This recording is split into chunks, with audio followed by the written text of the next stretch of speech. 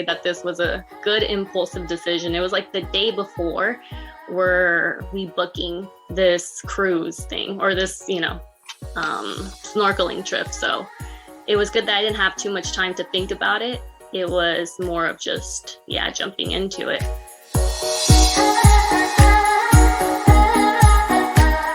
Welcome to the Crossing It Off podcast, where each episode we share the stories of individuals that are living out their bucket/life goal lists.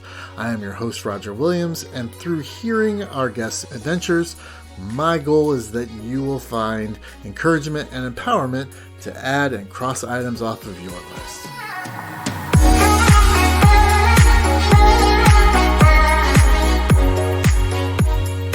Welcome, everybody. Glad you could be here for another episode of the Crossing It Off podcast.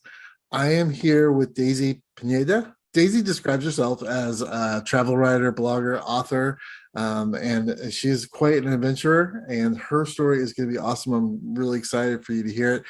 Daisy, welcome to the show. Hello. Thank you for having me. Yeah, no problem. So tell us, what's the one thing that you crossed off your list that we're going to talk about today? Yeah, so that one for me was swimming in open water. Okay. So describe what open water is. What does that mean? I mean, swimming is swimming to most people, but open water. Yeah, like a pool. Yeah, so in a pool, obviously there's edges you can hold on to. There's times where you can just hop out. And for me, that wasn't enough to overcome my fear of just being in water. So I was like, we got to go into an ocean. We have to go to where there's nothing else for me to hold on to. And it's really conquering that fear. I drowned when I was a kid. They had to pull out water from me and do that whole process. So I didn't really go into pools for a very long time. So open water is just ocean for me. Ocean. So you couldn't touch, there was no sandbar underneath you. There was no nothing. No. Just free out there. No, they gave me nothing.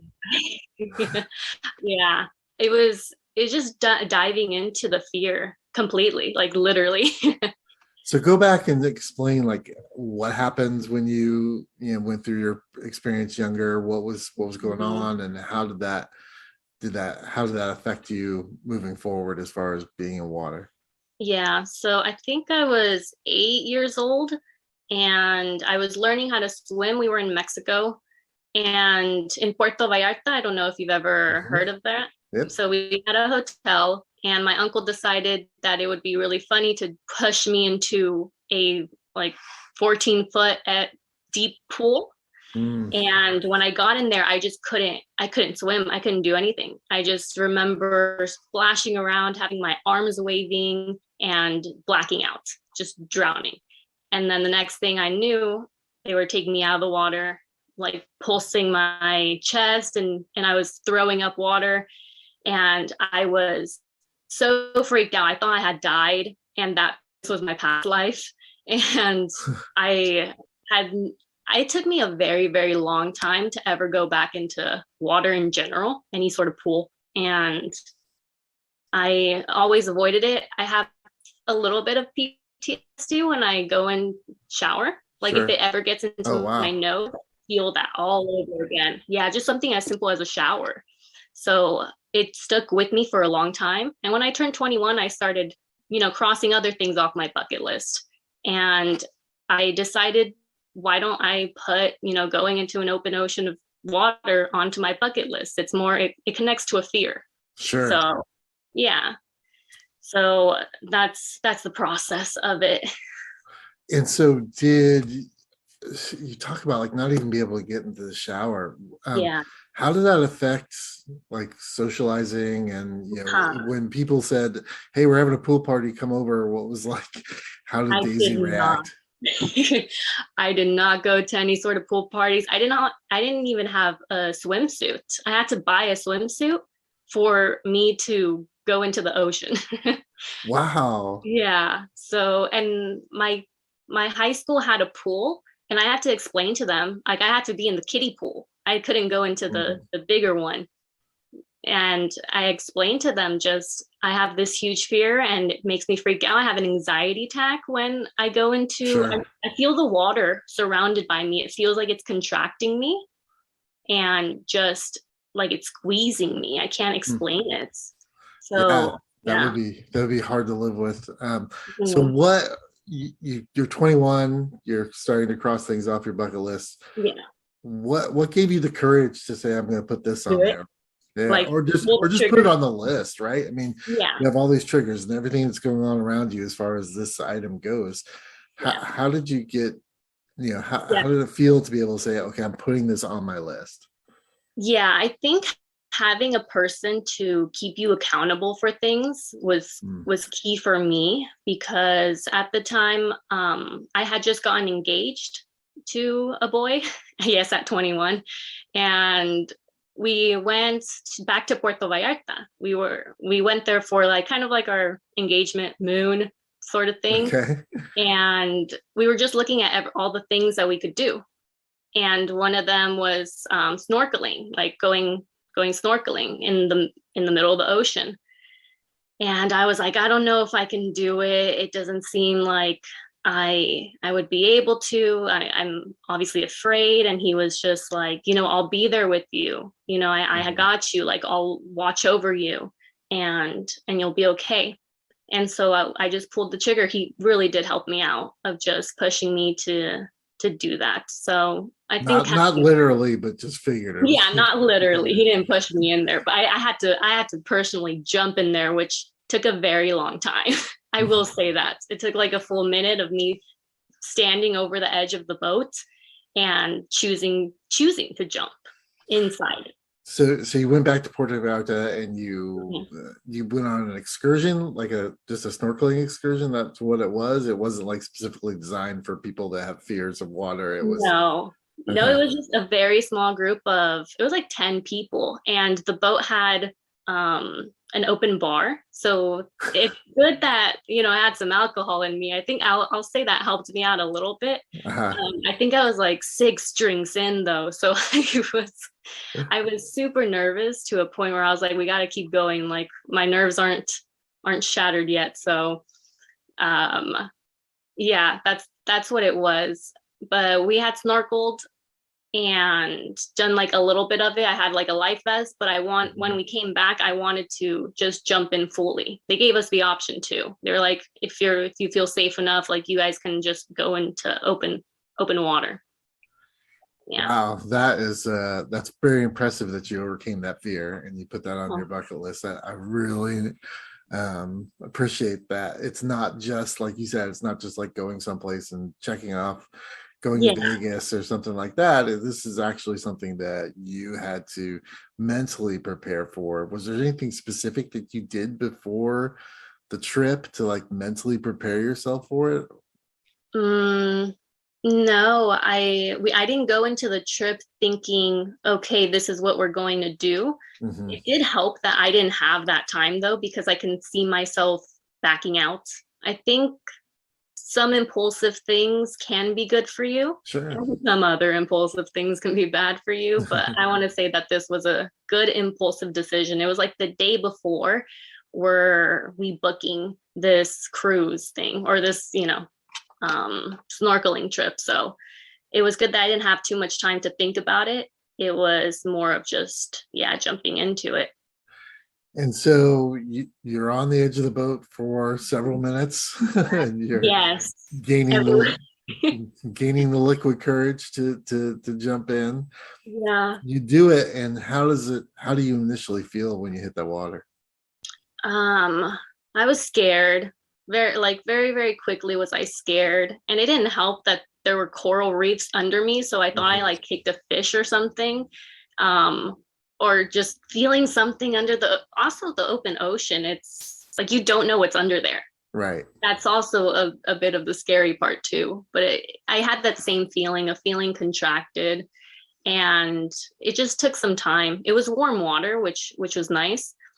But I was in there for just like swimming around for 2 to 3 minutes. And then I also had my fiance at the time, he was just by me, which felt like very good. And there were also lifeguards like on the boat. So yes, I have this huge safety net around me. Right. But ultimately I did still feel like I did it on my own. And that I did get to conquer that fear. And now I'm able to go a little bit more into pools. I don't have as much of that feeling when I'm in the shower. So I did feel like it gave me a step closer to just feeling more comfortable in water. It's good. And Yeah. so what is the number one takeaway? Like, did it bring you joy? Did it bring you relief? How did you feel when you got back onto the boat? What was that experience like after you'd done it? A part of me was like, I'm never doing that again. I won't lie. But a part of me just felt good that I did that.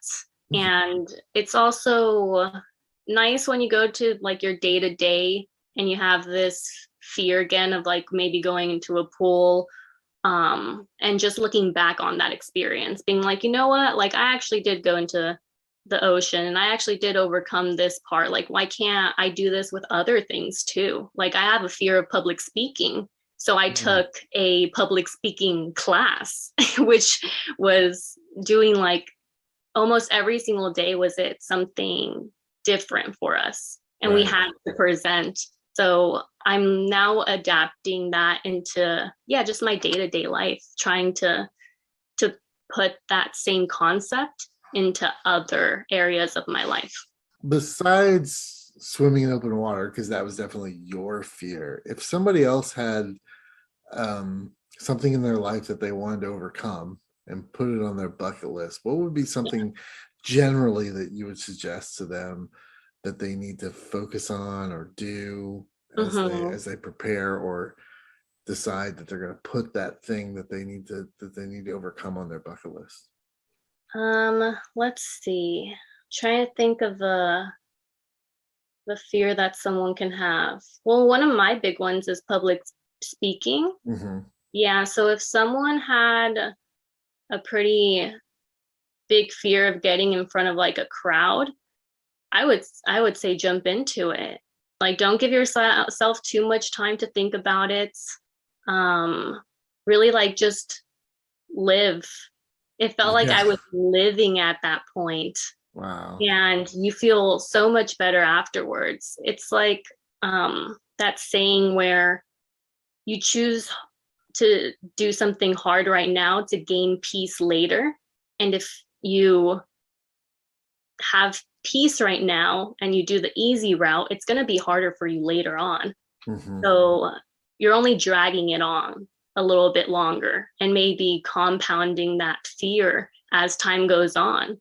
So I would say just maybe like baby steps, maybe don't jump into things so much, but you really don't lose anything from it. You only gain from it. Yeah.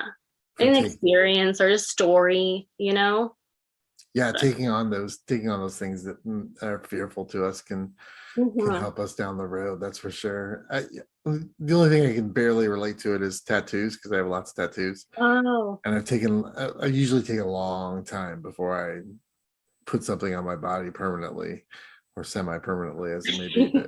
But I'm the opposite way. I got a tattoo the day of. There you go. Well, see, I love those kind of tattoos because they've got a story behind them, and they're definitely mean something to you, and that's awesome. I was recently traveling, and I got some tattoos in Italy, and it was very, very different for me because it was spur of the moment. And those are the greatest stories. Yeah, I had not done that before. I'd taken lots of time. Now it was something that I kind of wanted to always do, but it was like the idea hit me exactly, in the middle of the night. And I'm just like, oh, I can do that. Walked down the street, found a parlor, and got it done. But that's not typically the way I would do it. So awesome. So what is something that's still on your list that you want to cross off that's different than this, that maybe not necessarily be an item that you have to overcome something? Yeah, I actually have it on my notes, and I've had a bucket list since I was like 15 years old. When I got my driver's license, I wanted to get it as fast as I could. And I was like, I want to be able to just go wherever I want to go and start experiencing things. And so I've had one for a very long time.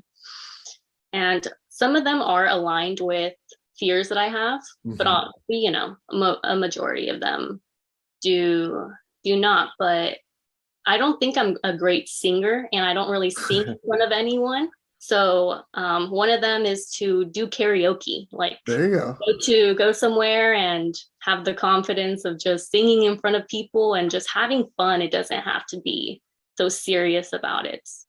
Yeah. So one of them is karaoke. That's awesome. I did it one time and it was in front of two other people and I knew the two other people, so it was no big deal. But it was like straight up karaoke bar. I was just not busy that night. So It's a good first step, isn't it? Before there's like 100 people in a bar and you just choose to do karaoke. What song would you choose? Don't Stop Believing. I know that song like the back of my hand. I used to work for weddings. So the DJ would just always put that song on at some point, and I loved it each time. I never got tired of it, and I think it's just such a happy song, so I would do Don't Stop Believing for sure. Nice. What happened at 15? And you said you got your driver's license, but what happened at 15? So often we think that a bucket list is for old people like me, thinking about their mortality, all that kind of stuff. Why at 15 was it so important for you to create a bucket list? Yeah, I think it goes back to some of my fears. When I was a kid, I had some passings throughout my life, like seeing grandparents get sick and family members just leave, or cousins getting into car accidents. And that built up this fear of mine of kind of dying, or just not living to my full potential and not doing everything that I want to do. And I have anxiety, and sometimes that pushes me back from doing some things that I would like to do and face. So yeah, when I turned 15, I was like, you know what, we're getting a car, and that car is somewhat of my freedom. I'm able to drive wherever I would want to go to and go with my friends and just experience things. So I got a job, and every dollar that I made was mostly back onto my experiences. And I don't regret that whatsoever. Yeah, I would think not, for sure.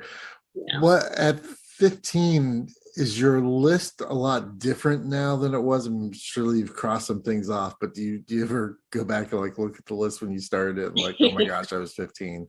What was I thinking? Or is it, are the things that are still there? What's the list? What's the difference between the list at 15 and where you are now? Yeah, when I was 15, it was a lot of little things, like go to a museum in San Francisco, like or drive to another state. That was a big one for me that I was very happy crossing off. It was kind of like baby steps, and I feel like throughout the time that you do start crossing off things off your list, the bigger that they get, like at a point it's like, oh, I've done all these things, like what's next? What's the bigger picture? What are we gonna accomplish next there? So my list is definitely different. It is a little bit bigger. Now I have more of like the pyramids of Egypt and Venice and other countries and stuff. But I'm also still trying to tie in some of my little fears into that too. And this also helped me out realize that again, because now looking at my list, there's not as many as I would want there to be. And so I want to tie that back into there.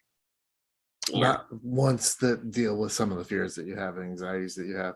Yeah, anxiousness, social anxiety. So I was studying computer science solely because I didn't want to conversate with people, and I chose the easy route. It felt like I got comfortable at a point, and I noticed that, hey, all we're doing is just being inside in my computer. We gotta go out there. So I flipped the switch and I started doing marketing, because that's only talking to people. Right. Yeah.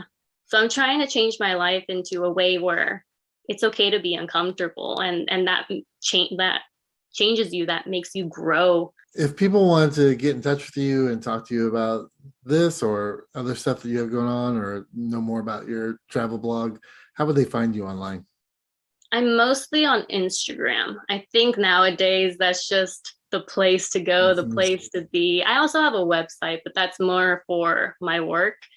Yeah, so Instagram would definitely be it. It's my name, Daisy.Pineda. Yeah, Okay. very simple. So Great. We'll put those in the show. We'll put that in the show notes. So if people want to talk to you about this, Daisy, I really appreciate you coming on and talking about this and having the courage to do that. Not only because, say, public speaking is not one of your things, but I just really like the idea that a bucket list isn't necessarily these grand trips and adventures, that it can be relationship based, or it can be personal based, and or learning a skill, and it's all different kinds of things. And so you've been a great example today to listeners that it's not just the grand travel adventures that need to go on your list, but it can be just about anything. Yeah, we got to celebrate the little wins in our life too, because they don't often come around. So I think it's nice to have little stepping stones there, and it doesn't always have to be building a bridge. There you go. Yeah. Daisy, thank you so much for being here. I wish you all the luck, and continue crossing stuff off your list. Okay, yeah, thank you so much, and thank you for all the questions. Like, you very good at conversating with me, so it helps me out a lot too. I was like, how are we gonna do open water here? But I appreciate it so much, and I loved being on here.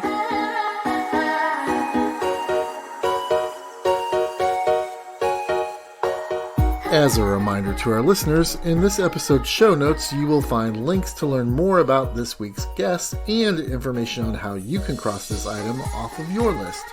You can follow my adventures of crossing items off my bucket list on Instagram and Facebook. And as always, new episodes of this podcast are available to stream every Friday morning. We will meet you here next week. And until then, keep living out your list.